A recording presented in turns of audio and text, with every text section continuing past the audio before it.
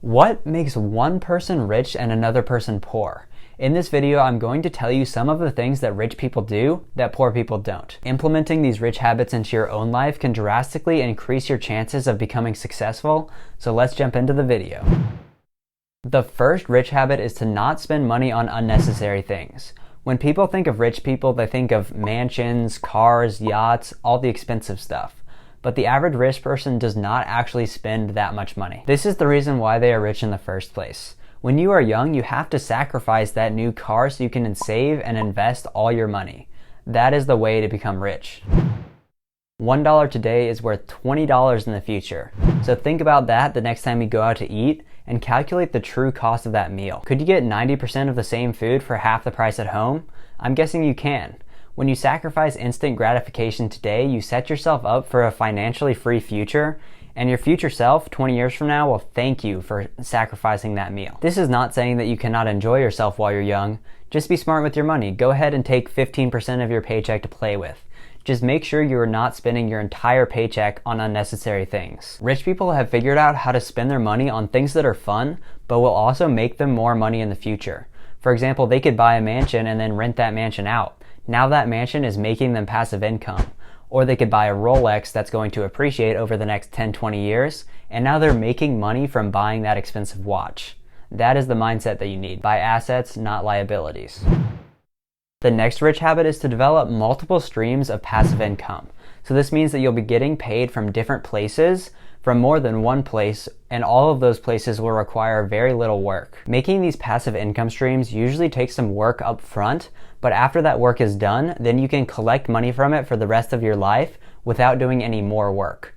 An example of this could be investing in dividend stocks where you get paid a dividend every quarter, which is basically free money. Another example would be starting a business and then hiring people to run that business for you, so it does not require any more work on your part.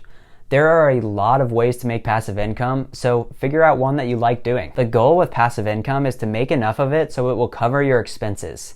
At that point, you will never have to work again, and I consider you rich. The third rich habit is valuing your time. Time is money, and so you should place a monetary value on your time. For example, if you work a job where you make $30 an hour and you can work whenever you want, then anything under that $30 an hour, you should hire off or outsource because it's not worth your time.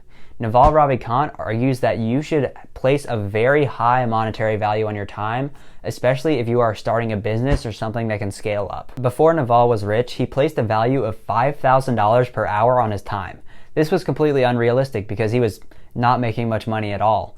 But because he refused to do anything under that amount of time, it really forced him to work on the one thing that was worth his time, which was his business. Doing this allowed him to focus on the business that would eventually make him more than $5,000 an hour. Obviously, not everybody can afford to do this, and everybody's monetary value will be different. And that's okay.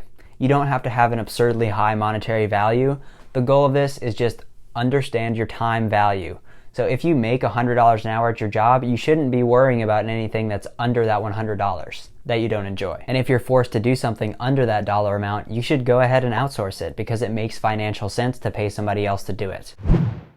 The next habit is kind of obvious, but it is actually very important. You have to believe in yourself. If somebody has already done the thing that you want to do, then you know that it is 100% possible.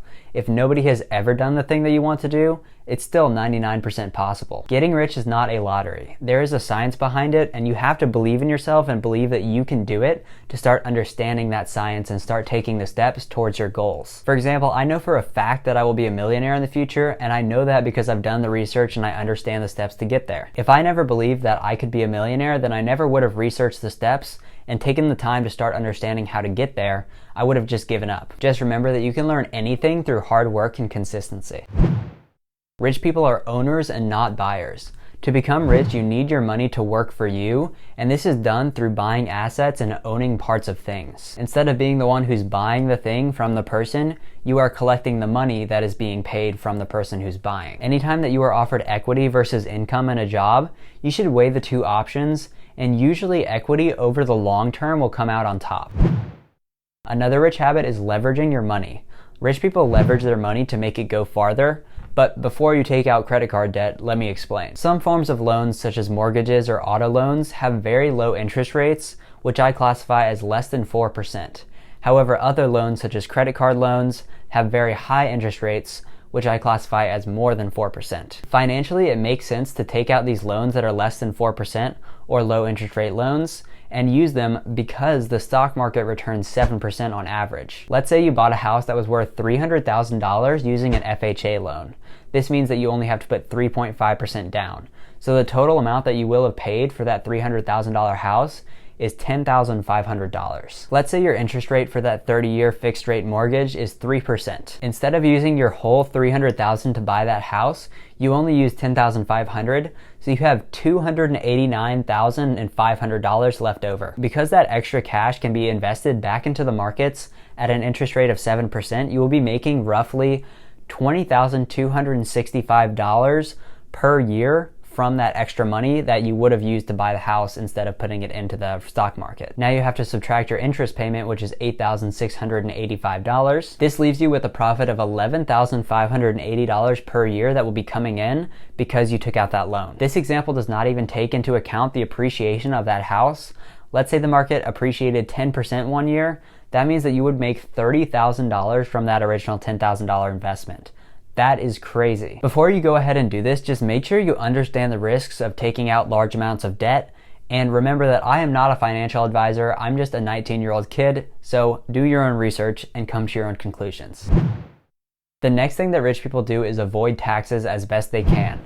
This is something everybody can do, no matter your income. The easiest way to save money on taxes is invest some of that in a tax-advantaged retirement account, such as a Roth IRA. If you invested $500 per month starting at 20 in a Roth IRA, by the time you retire, you will have saved $1.23 million in taxes. You will have a total of $2.11 million in that account, but $1.23 million of that is money that you saved through investing in this account. That money would normally be taken away from you by the IRS. If you do not have a Roth IRA, then I recommend you open one ASAP. Other ways to save on taxes include real estate and holding stocks for the long term. The last and most important thing that rich people do is provide value. Value is directly tied to money, so the more value you provide, the more money you can make. If you don't believe me, look at your favorite rich person. Elon Musk is revolutionizing cars with Tesla. Steve Jobs made the best computers in the world. Yeah, Windows, I'm talking to you. And Jeff Bezos redefined online shopping. The more value you bring, the more money you can make. You certainly don't have to provide as much value as those dudes did, but just figure out how you can provide value in your everyday life, and I guarantee over time, you will make more money. This is the key to success that a lot of people do not understand. You get back what you put into the world. Thank you all so much for watching. I really hope this video brought you some value and taught you something new about building wealth. If you want to learn more about getting rich, the stock market, or investing, then I recommend you follow along with my channel by subscribing. If you have any questions about anything in this video, make sure to leave it in the comments below and I will get back to you. Thank you all. Have a great day.